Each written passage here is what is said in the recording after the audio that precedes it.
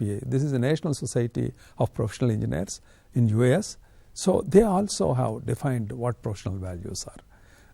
According to them, the professional values consist of 3 types. One is technical competence, I said, means perform services only in areas where they are competent. So without knowledge or technical knowledge competency, if they try to do, the quality of work will become, they will not be in a position to, people will not be in a position to appreciate the quality of work that they are doing. That means if they have good professional knowledge, they can do the work with required competence.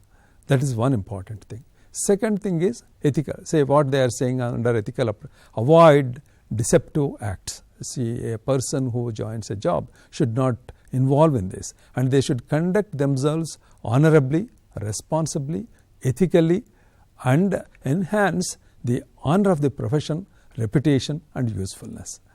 And they should be inclusive. So if they have to acquire these qualities, it will not come suddenly one day. So you have to practice them even when you are a student.